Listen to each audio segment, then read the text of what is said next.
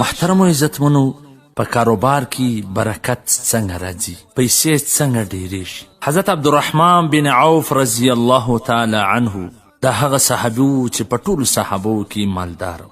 که چیرې اوس دا تجاران په زرګونو سره جمع سي نو هم د عبدالرحمن بن عوف رضی الله تعالی عنه و مال ته د هغو مال نسي رسېدی، ځکه چې کله هغه وفات سو نو هغه 3 اربه 10 کروړه 6 لکه نغد دینار پرېښي وله. 1 دینار 4.5 ماشې کیږي، نو 3 اربه 10 کروړه 6 لکه دیناره په 4.5 کې ضرب کړه نو دا به څومره ماشې جوړېږي؟ دا د هغه 1400 کاله د مخه قیمت ته حساب ولګوه. 10,000 وزې، 1,000 اسان، 1,000 اوښان او د زرو دومره خښتې پرېښې وې چې کله هغه تقسیمېدلې په ارو باندې کاټولې نو هغه ارې به ماتې سولې. اوس دا دومره مال راغلی و، څنګه راغلی و؟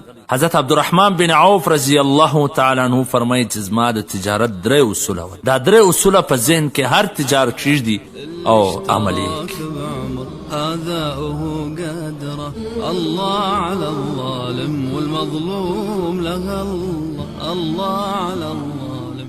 هغه فرمایله چې یو ما کوشش کاوی چې زه شی په پور نکم خرڅ، نه په پور رانیسم، په نغدو مې خرڅاوی، په نغدو مې رانیوی، د پور معامله مې نه کوه. نو چې پر یو چا باندې پور وي یا پر بل چا د پور وي نو دا دواړه د اطمینان خوب نسی کولی، ځکه که پر ده باندې پور وي پریشانه وي چې څنګه به وراده کوم، که د پور پر بل چا پاته وي نو بیا پریشانه وي چې څنګه به ځنکاش.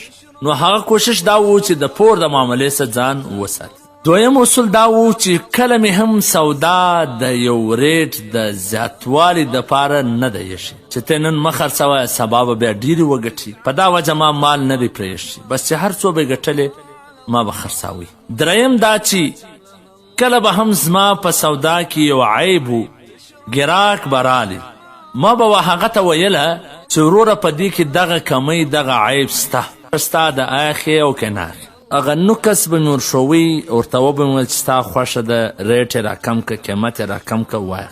نو ځکه الله جل جلاله زما په مال کې دومره برکت اچولی. نو محترمینو نن چې پریشانه یو، ټوله سرګردانه یو، نو دغه 3 اصوله زموږ په تجارانو کې نسته. یو دا د ټولې معاملې په پور سره وي، بیا ټوله سره پساوي، خپله یم په پور رانیسي، بل ته یم په پور ورکي، نو بیا هغه د پیسې نه خېږي نو بل ته یې څنګه ورکي؟ نو ځکه اطمینان سکون کللی دی.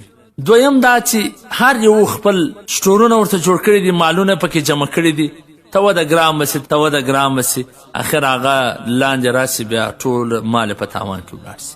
دریم دا چې هر سړی دا کوشش کوي چې یو بل ته دوکه ورکړي، په مال کې په شي کې عیب هغه ته نور شي، هر یو د دوکې څخه کار اخلي. نو ځکه دا 3 اصوله نسته نو په مال کې برکت هم نسته. که چیرې دا 3 اصوله هر تجار په خپل ځان کې راولي، دنیا به هم ښایسته وي، آخرت به هم ښایسته وي. والسلام. د مولوي عبدالرحمن صمیم صاحب د نشراتو څخه منتخبي ویناوي.